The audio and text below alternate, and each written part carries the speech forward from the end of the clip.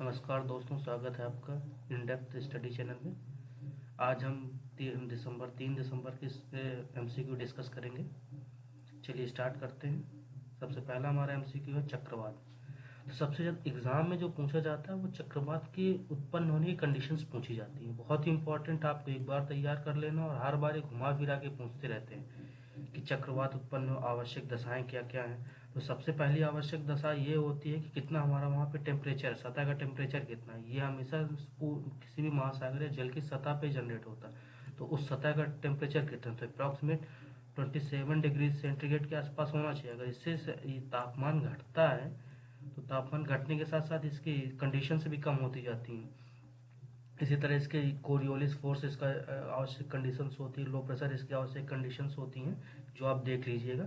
तो पहला अगर ऑप्शन आप पढ़ेंगे तो ध्यान से पढ़िए से उष्ण महासागरीय सतह के अभाव में चक्रवात महासागरों में और अधिक तीव्र नहीं हो सकते।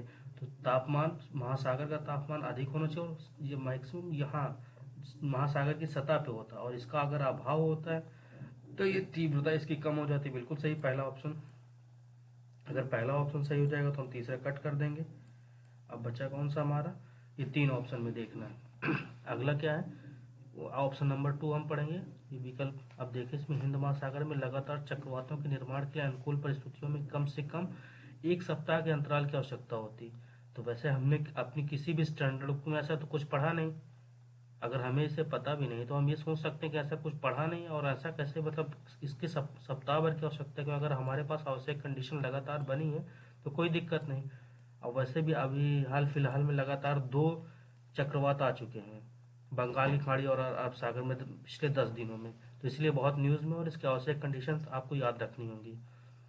तो इसका सेकेंड ऑप्शन जैसे ही कट करेंगे तो हमें ऑप्शन मिल जाएगा बी। तो हमें तीसरा ऑप्शन पढ़ने की जरूरत भी नहीं है। अब वैसे भी उद्वेलन या अपवेलिंग, अपवेलिंग में क्या होता है, जो नीचे खनिज पदार्थ नीचे का जो पानी होता है इस ठंडा होता है, और ये जब ऊपर आता है तो ऊपर के पानी का तापमान घट जाता है, और जो ऊपर का पानी का तापमान ज़्यादा होता है ये कहीं भी ज़्यादा दूसरी जगह तो वहाँ का तापमान बढ़ा देता है। तो ये अपवेलिंग या उद्वेलन की वजह से यहाँ के टेम्परेचर घट जाएगा। टेम्परेचर घटने से चक्रवात की आवश्यक दशाएं कम हो जाएंगी। चलिए अगला क्वेश्चन डिस्कस करते हैं। ये भी बहुत इंपॉर्टेंट, ये रिलेवेंट क्वेश्चन है। ये ऐसा नहीं कि करंट अफेयर से डायरेक्टली हमने उठा लिया और उसे छाप दिया। इसमें ये क्वेश्चन है कि जो उससे पीछे, जो कहते हैं ना कि आपको बिटवीन द लाइंस पढ़ना हो, तो वैसे ही क्वेश्चन है। सेकंड क्वेश्चन देखें। जैसे कि हमने देखा, ये क्या कहते हैं, ये जैसे कोई वृक्ष होता है,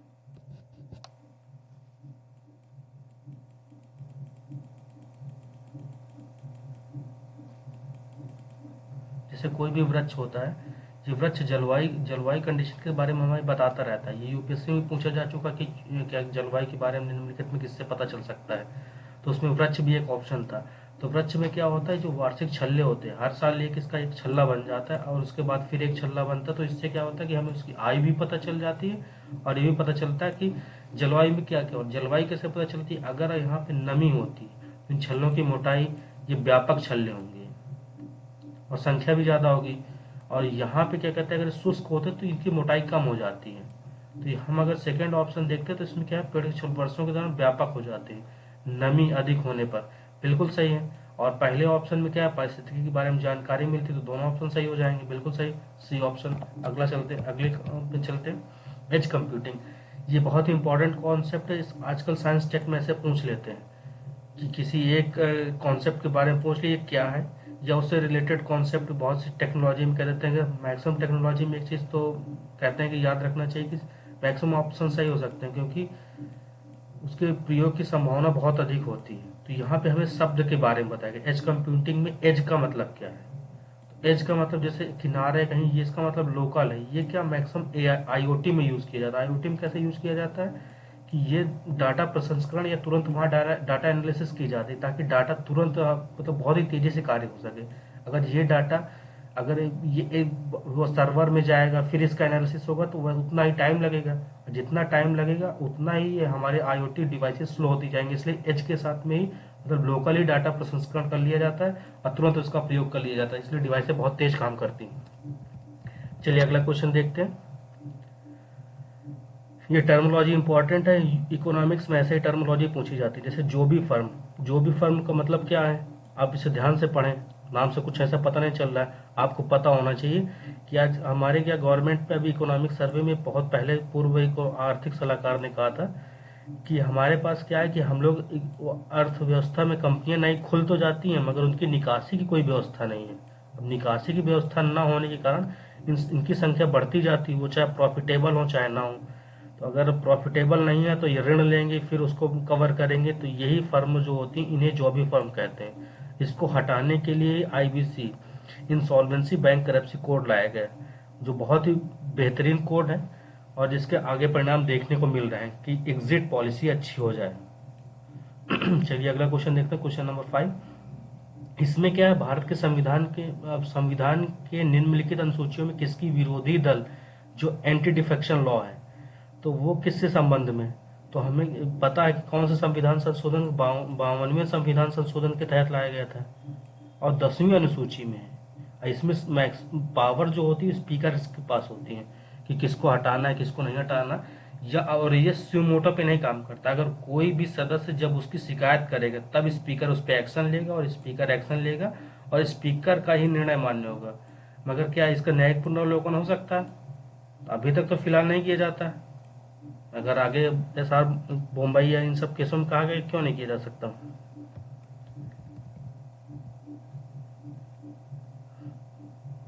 अब ये ADM+ के संदर्भ में निम्नलिखित कथनों पर विचार कीजिए। अब इसमें क्या है कि ये यहाँ पे देखिए रक्षा मंत्री लिखा हुआ है, तो रक्षा मंत्रियों की बैठक है। तो यहाँ पे पहला ऑप्शन वही है, रक्षा मंत्रियों की बैठक एकमात्र आधिकारिक ढांचा है। तो अगर ये रक्षा मंत्री के लिए स्पेशली बनाए गए तो रक्षा मंत्री बैठेंगे, तो पहला तो अमूमन सही होना चाहिए। अब सेकेंड ऑप्शन में बताएं तो ये आपको पता होना चाहिए कि ADM++ कब बना, किस सन में हुआ, इसकी बैठक पहली बैठक कब हुई। वैसे ये ADM+ बना था, ये सेकेंड सिंगापुर में जो बैठक हुई थी उसमें बना था, मगर ये ADM+ की जो पहला सम्मेलन बुलाया गया था वो पहले होने का था वियतनाम हानोई में। अब वियतनाम की राजधानी क्या है इसे आप बताइएगा। तो इसमें क्या होगा, दोनों ऑप्शन सही हैं। अगला देखते हैं, एफआरबीएम एक्ट में हाँ हमने एनके सिंह पैनल पढ़ा था। एनके सिंह पैनल हमारे 15वें वित्त आयोग के अध्यक्ष भी हैं और इन्होंने एफआरबीएम एक्ट की समीक्षा भी की और उसके सापेक्ष में एक और मतलब हमें कैसा अपना राजस्व व्यय या फिजिकल डेफिसिट करना चाहिए उसके बारे में अपनी अनुशंसाएं दी हैं, तो उससे संबंधित है। एस्केप क्लॉज में क्या है कि 3 कंडीशन इन्होंने ली थी। 3 कंडीशन में इन्होंने एक्ट ऑफ गॉड वाला तो उस समय ऐसा मतलब कोई नॉर्मली सोच ही नहीं रहा था कि इतनी बड़ी क्लैमिटीज आएगी जिसके अर्थव्यवस्था की इतनी ज़्यादा हानि होगी, तो इसके बारे में तो नहीं था। दूसरा ऑप्शन कृषि का पतन ये था और वास्तविक उत्पादन में तेज गिरावट, ये भी दोनों है। अब ये 3 कंडीशन कौन कौन सी, जैसे नेशनल सिक्योरिटी के लिए कि वार हो गया तो आपको 0.5% तक डेविएट कर सकते हैं। वो एग्रीकल्चर बहुत ज़्यादा डिप्रेस्ड हो गया, बहुत ज़्यादा मतलब एग्रीकल्चर प्रोडक्शन कम हो गया, सरकार इसमें निवेश ज़्यादा कर सकती है। या जीडीपी में बहुत ज़्यादा गिरावट देखने को मिल रही तो भी सरकार अपना निवेश कर सकती है। तो ये आप अच्छे से एफआरबीएम एक्ट पूछ लीजिए, 2-3 बार इसमें यूपीएससी में पूछा जा चुका है। इसका सही ऑप्शन कौन सा होगा, दूसरा तीसरा। ये यूपीएससी का पूछा हुआ क्वेश्चन है। इसमें क्या है, NIIF ये निवेश के लिए। तो पहला ऑप्शन जैसे नीति आयोग है, आपको नहीं पता मगर नीति आयोग के बारे में पता। नीति आयोग के एक थिंक टैंक है, अब वो निवेश विवेश में कहाँ करेगा काम, वो कि उस कोई कोर्स बनाएगा उसमें निवेश करेगा, तो इस तरह का ये संभावना बहुत ही कम है। तो इसको तो हम पहला वैसे भी गलत कर सकते हैं। और दूसरा ये इसमें अगर आप दूसरे ऑप्शन में देखें तो यहाँ पे क्या है, ये ऑप्शन तो सही है मतलब सही नहीं है। यहाँ पे क्या है, यूपीएससी ने हेरफेर के वैसे डाटा में इतना हेरफेर नहीं करती। यहाँ पे 40,000 इकाई 40 लाख करोड़ रुपए का निवेश, इतना ज्यादा अगर हमारे तो जीडीपी के आसपास से पहुंच रहा है तो इतना ज्यादा अमूमन कोई ऐसा कोर्स बनाएगा ही नहीं। इसमें बजट अगर आप देखेंगे तो इसके बजट से आपको अंदाजा हो जाएगा। इसमें 40,000 है, ये 40 लाख ना होकर 40,000 करोड़। तो ये इसका डी ऑप्शन सही होगा, पहला और दूसरा दोनों गलत है। और जैसे इस बार 2020 में आपने यूपीएससी में क्वेश्चन देखा था कि क्या क्वेश्चन था, डेजर्ट, राजस्थान में कौन कौन से नेशनल पार्क है, याद आया? नहीं ना? तो उसमें मरुस्थलीय डेजर्ट नेशनल पार्क उसका, तो वो उसमें पूछा गया था सबसे पहला ऑप्शन क्या, वो 2 जिलों में फैला। अब कोई इसके अंदर घुस के इतना पढ़ नहीं सकता, मगर एक उसमें ऐसा ऑप्शन था कि यहाँ पे क्या है कि कोई भी ह्यूमन हैबिटेट नहीं है, तो वो थोड़ा एक्सट्रीम ऑप्शन दिख रहा था, तो उसको अगर आप कट करते तो ऐसा आंसर आपको मिल जाता। मगर यहाँ पे क्या, जैसे तराई लैंडस्केप, अब पीलीभीत आपकी लोकेशन पता होना चाहिए कहाँ है, तो यूपी के 2 स्टेट में फैला है, मतलब 2 जिलों में फैला हुआ है। कौन कौन से जिले हैं, पीलीभीत और शाहजहांपुर, इन दो में फैला। तराई यूपी, उत्तराखंड का जो एरिया तराई, ये नेपाल और इंडिया बॉर्डर में है। तो ये अगर आप माउंटेन या इस किसी लैंडस्केप के बारे में पढ़ेंगे तो आपको पहले पता चल जाएगी वहाँ से तराई होता है, तराई खादर, ये सब चीज़ के बारे में, मैदान के किस तरह डिवाइड करते हैं, इस तरह के इसको आपको पढ़ के रखना होगा। तराई, खादर, बांदर, ये एरिए क्या क्या होता है, तो आपको पता चल जाएगा। तराई जो यहाँ पे जैसे क्या होता है, नदियाँ आके विलुप्त हो जाती हैं, विलुप्त होने के बाद यहाँ पे सिर्फ पानी पानी दिखाई देता है और इसके आगे फिर नदियाँ आ जाती हैं, तो इस क्षेत्र को तराई कहता है। यहीं पे डाइवर्सिटी बहुत ज़्यादा होती है। तो ये अगर उत्तराखंड और क्या कहते हैं इंडिया और नेपाल के बॉर्डर पे है, तो यहाँ पे तराई के एरिया होगा। क्यों? क्योंकि नेपाल से बहुत से ज़्यादा नदियाँ आती हैं, नदियाँ आके वहीं से, वो हिमालयन टेरेन है, नीचे आके वहाँ पे अपने खाई टाइप में बना लेती हैं और वहीं पे पानी पानी दिखता है। तो इसके तीनों ऑप्शन सही हैं। अगले चलते हैं। अब जैसे ये आपको ये कि भारत में बाघ संरक्षण प्रयासों के संदर्भ में निम्नलिखित कथनों पर विचार करें, ये हुआ। अब इसमें क्या है, आबादी का 90%, ये आपको थोड़ा पहले मतलब एक एक्सट्रीम जैसे स्टेटमेंट लगे, 90% होगा इतना। तो क्योंकि नेपाल भी है, भूटान भी है, हमारे उनका लगभग हमसे टेरेन मिलता जुलता, जहाँ जो बाघ पाए जाने की संभावना वहाँ भी काफ़ी है। और 12 कंट्री में जहाँ पे बाघ पाए जाते हैं, तो क्या 90% हमारे यहाँ ही पाए जाते हैं? तो आप अगर इसमें अगर इंट्यूशन लगाएंगे तो पहला आप गलत कर सकते हैं। और दूसरा क्या है, जिम कार्पेट में बड़ी बिल्लियों का सबसे बड़ा निवास स्थान है, बड़ी बिल्लियों में सब आती है, जैसे कि आपके बाघ हुआ और तेंदुए या स्नो लेपर्ड, ये सब चीज़ें आते हैं, ये इसका एक पूरा वंश होता है, तो इनको बड़ी बिल्ली के रूप में कह देते हैं, बिग कैट। सेकंड ऑप्शन हमारा सही हो जाएगा, अब बी ऑप्शन। अगला अगला तो इस आपको जैसे कल मैंने बताया था कि नदी जो आपको तैयार करनी, तो नदी सब नदियाँ एक साथ तैयार कर लेनी है आपको, हर एक नदी रोज, मतलब वो तो रिवीजन की तरह देखना, आपको एक बार नोट्स बना लेना हर नदियों की कौन सी ट्रिब्यूटरी है क्या है, और उसके बाद ही इसको रिवीजन करते रहना। आप सिर्फ क्विज से नहीं तैयार करेंगे, पहले एक बार अपने सब नोट्स बना लेंगे, फिर तैयार देखेंगे कि इसमें मेरा क्वेश्चन हो रहा है या नहीं। जैसे इसमें आपको अगर सिंधु नदी पता हो, तो सिंधु नदी में क्या है, सिंधु नदी की एक प्रमुख सहायक नदी, वो भी दाहिनी, काबुल। अब काबुल जैसे हम नाम से सुनते हैं, राजधानी कहाँ की, अफगानिस्तान, तो ये तो पता चल जाए अफगानिस्तान से है। अब पाकिस्तान आपको पता होगा, और ये भारत से जाती है या नहीं,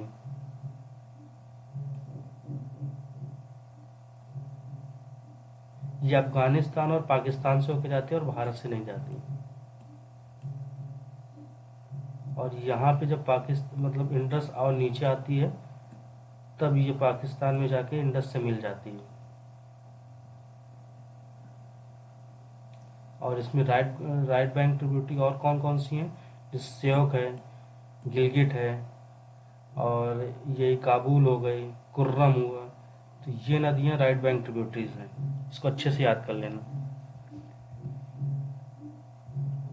अब ये अब प्रदूषक का क्वेश्चन एक ऐसा है, अब आजकल यूपीएससी का ट्रेंड चल गया है कि वैसे प्रदूषक के बारे में नॉर्मली पूछ लेता है कि कौन सा प्रदूषक क्या है, तो जैसे वैसे ही कि घरेलू प्रदूषक या इंडोर वायु प्रदूषण, एयर पोल्यूटेंट क्या है। तो एयर में ऐसा भी जो भी वाष्पशील होगा, कोई भी पदार्थ है अगर वाष्पशील होकर एयर में मिल जाता है, तो एक तरह पॉल्यूटेंट का वर्क करने लगे। पॉल्यूटेंट का मतलब ही क्या होता है, अवांछनीय पदार्थ। एयर क्वालिटी जो नेचुरली जो एयर थी उसमें कुछ और मिल गया जो अब बिल्कुल किसी उसकी ज़रूरत नहीं है, तो वो चीज़ हो जाती है प्रदूषक। अब इसमें से क्या कहते हैं, जैसे वाष्पशील वोलेटाइल, ऑर्गेनिक कंपाउंड, वोलेटाइल का मतलब कि क्या खोल दिया गया पूरा एयर में आ गए, तो ये तो होंगे ही। कीटनाशक भी पेस्टिसाइड उड़ते हैं, मतलब गैस में कन्वर्ट होते हैं। अब ये जैसे घर में जो जमीन मृदा होती है, रेडान, उससे निकलता है अबेस्टस, अब अभ्रक से, ये सब अपने कुछ ना कुछ गैस छोड़ते हैं, मतलब क्रिया करते रहते हैं आसपास की रासायनिक क्रिया, और अपने आप से उसमें डिकम्पोज होकर गैस छोड़ते रहते हैं, तो इंडोर पॉल्यूटेंट हो जाते हैं। तब ये सब चीज़ घर में हम लोग प्रयोग करते हैं। जैसे एग्रीकल्चर में कीटनाशक का प्रयोग हुआ, मृदा से निकलता ही है रेडान।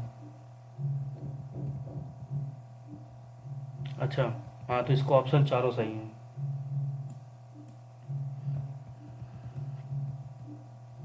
और ऐसे ये भी बहुत इंपॉर्टेंट है, ऐसे क्वेश्चन यूपीएससी में पूछे जाते हैं, क्योंकि इस वजह से इम्पोर्टेंट रिलेवेंट होगा, क्योंकि इसमें क्या है, भारत सबसे ज़्यादा SO2 का मतलब मानव जंतु SO2 का उत्सर्जक है। अगर हम सबसे ज़्यादा उत्सर्जक है तो ये एक तो बहुत बड़ी चिंता का विषय है कि हम इसे कम कैसे करें, और सबसे ज़्यादा हॉट स्पॉट है, किस वजह से निकल रहा है, इन सब चीज़ों के बारे में स्टडी करें। तो ये बहुत ही, अभी हाल रिपोर्ट आई थी, उसमें कहा गया था कि ये सल्फर डाइऑक्साइड का भारत सबसे बड़ा उत्सर्जक है, मगर यहाँ पे क्या है, 50% से अधिक हॉट स्पॉट यहीं पे है। तो ये थोड़ा एक्सट्रीम स्टेटमेंट है, भारत में दुनिया के सभी मानव जो है सल्फर डाइऑक्साइड के 50% से अधिक वो हॉट स्पॉट है। चाइना फिर कहाँ गया, USA कहाँ गया, ये भी तो बहुत बड़े पॉल्यूटर हैं, और इनमें अगर हम लोग 50% से ज़्यादा हो गए तो इनमें भी तो मतलब इनमें तो बहुत कम हो जाएगा। तो इसलिए एक्सट्रीम स्टेटमेंट से कट किया जा सकता है। पहला स्टेटमेंट सही हो जाएगा तो इसका आंसर हो जाएगा फर्स्ट। ये मैप बेस्ड आंसर है। आपको इसमें क्या है, आपको ये पता होना चाहिए जो हमारे इंडियन स्टैंडर्ड टाइम है वो कौन कौन स्टेट से होगी जाती है, वहाँ से भी आप ऑप्शन आंसर निकाल सकते हैं। जैसे एक तो कहाँ कहाँ से जाती है, यूपी के बाद एमपी के बाद उड़ीसा, आंध्र प्रदेश, ठीक है। अब इसमें क्या है कि इनमें कहीं भी ये नागपुर और क्या कहते हैं यहाँ रांची, मतलब ना महाराष्ट्र आ रहा है और ना ही झारखंड आ रहा है, तो ये दो ऑप्शन तो कट हो जाएंगे। ये आंध्र प्रदेश में है, ये भी आंध्र प्रदेश में, ये कोस्टल एरिया है, यहाँ ऐसा कुछ है नहीं, तो फर्स्ट ऑप्शन हो जाएगा सही। चलिए, धैर्य से सुनने के लिए बहुत बहुत धन्यवाद।